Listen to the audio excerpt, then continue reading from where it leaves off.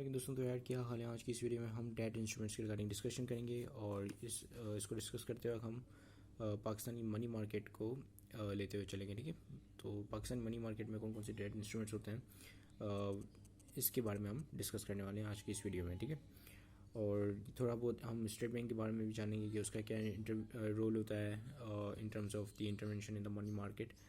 तो देखो, दो तरह की सिक्योरिटीज़ होती हैं बेसिकली मनी मार्केट में। एक होती है गवर्नमेंट सिक्योरिटीज और दूसरी होती है कॉर्पोरेट डेट इंस्ट्रूमेंट्स। अब ये जो मैंने आपको ये दो कैटेगरी बताई है बड़ी ब्रॉड कैटेगरीज हैं। ठीक है, और मतलब कि इनके अंदर डिफरेंट कैटेगरीज होती हैं। मनी मार्केट में जो गवर्नमेंट की सिक्योरिटीज होती हैं वो होती है टी बिल्स होते हैं और दूसरा पाकिस्तान इन्वेस्टमेंट बॉन्ड्स होते हैं। ठीक है, जबकि कॉर्पोरेट की अलग डिफरेंट सिक्योरिटीज होती है, तो उसके बारे में हम डिस्कशन करेंगे इस वीडियो के अंदर। ठीक है, तो सबसे पहले हम जान लेते हैं गवर्नमेंट सिक्योरिटीज़ के regarding. The State Bank of Pakistan issued two types of securities, T-bills and Pakistan investment bonds. ठीक है, T-bills are issued at a discount and quoted in terms of their yield. The T-bills are issued with 3 tenors. ठीक है, tenors होते हैं basically उनका अरसा कि कितने अरसा का वो T-bill है, यानी कि अरसे से मुराद कि कितने दिन हैं उस T-bill के मैच्योर होने में। ठीक है, मैच्योर होना मतलब कि उस वक्त उसकी प्रिंसिपल अमाउंट जो आपको वापस कर दी जाती है और जिसे आपने ख़रीदा होता है। जैसे गवर्नमेंट है तो गवर्नमेंट जो है आप सीईटी पे लेकर आपको आपकी पैसे और प्लस इंटरेस्ट, ठीक है, आपका पैसा और प्लस प्रॉफिट आपको वापस करता है। तो मेच्योरिटी के वक्त ये मतलब ये सीन होता है। ठीक है, फिर आपके पास इनके 3 टेन्योर्स होते हैं। एक 3 मंथ्स के टी-बिल्स आते हैं, फिर 6 मंथ्स के आते हैं और फिर 1 ईयर के आते हैं। ठीक है, मतलब इस तरह इनकी वो है वैरायटी होती है। Pakistan investment bonds are issued for 3, 5, 10 and 20 years. अब जो पाकिस्तान इन्वेस्टमेंट बॉन्ड्स है उनकी जो मेच्योरिटी है वो ज़्यादा दिनों की होती है।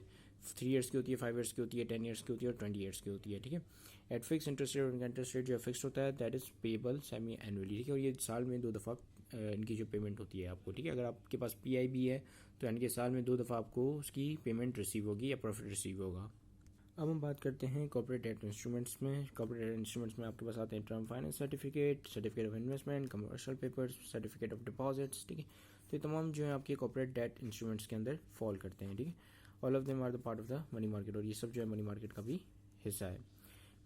फिर आपके हम बात करेंगे स्टेट बैंक इंटरवेन किस तरीके से करता है। The state bank of Pakistan issued securities through it's auction and open market operation. अब इनका एक मॉनिटरी टूल होता है ओपन मार्केट ऑपरेशन, जिसको हम शॉर्ट फॉर्म में OMO कहते हैं।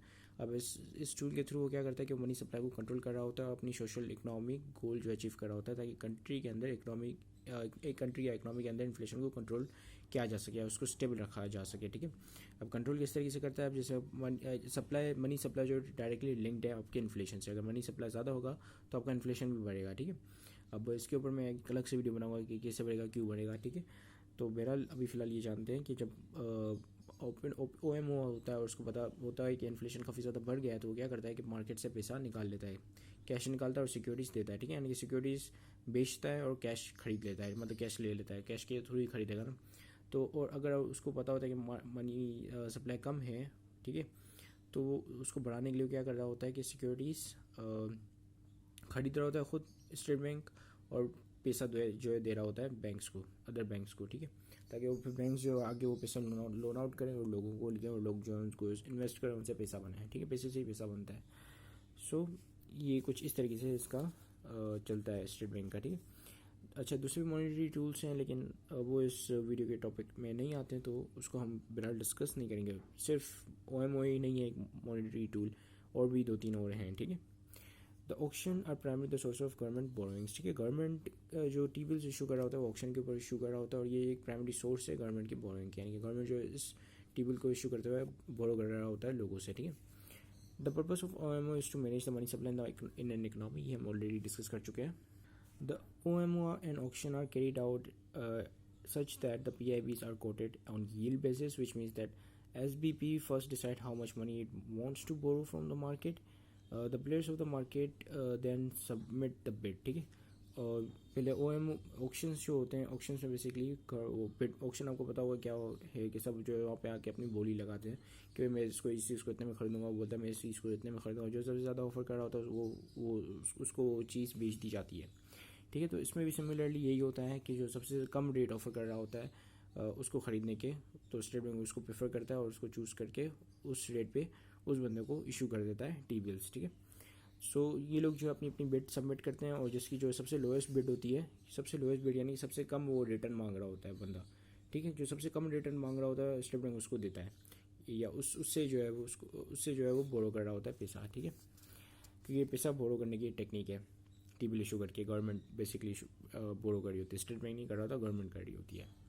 The state bank always takes the lowest bid in which it can get the money and if the bid is not low enough the state bank has a right to dismiss the auction. अब ऐसा हुआ कि कोई भी बंदा, किसी भी बंदे ने सब बंदे जो हायर रेट दे रहे हैं, ठीक है, कोई भी जो है कम से कम रिटर्न ऑफर नहीं कर रहा, ठीक है।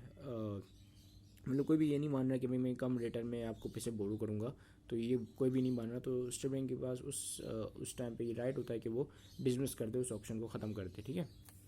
फिर आपके पास है the government has also started doing two is mop-up injection adopting I more contemporary rail, ठीक है। अब देखो मोपअप क्या होता है, मोपअप ये होता है कि जब स्टेट बैंक को पैसा निकालना होता है इकोनॉमी से, ठीक है, तो स्टेट बैंक क्या करता है कि सिक्योरिटीज़ जो है वो इशू कर रहा होता है, सिक्योरिटी सेल कर रहा होता है, ठीक है। तो जब सिक्योरिटी सेल करेगा, बैंक खरीदेगी, कैसे खरीदेगी, पैसा देके खरीदेगी, ठीक है, फ्री में तो नहीं खरीदेगी। तो जब बैंक पैसा देगी स्टेट बैंक को, तो इकोनॉमी से क्या होगा कि पैसा निकलेगा। इसी तरीके से जब इकोनॉमी के अंदर पैसा शॉर्ट पड़ जाता है तो इंजेक्शन करता है, कैसे कि सिक्योरिटीज़ खुद खरीदता है स्टेट बैंक और पैसा दे रहा होता है दूसरे बैंक्स को। अब जाहिर सी बात है, जब दूसरे बैंक से वो ये पैसा लोन आउट करेंगे, लोगों को देंगे, लोग जो है उस लोन को लेकर अपना बिजनेस स्टार्ट करेंगे, ठीक है। तो इस तरीके से स्टेट बैंक अपना रोल अदा करता है। और इसी के साथ ये वीडियो कंप्लीट होती है। Thank you very much for watching this video. Have a great day and अल्लाह हाफिज़।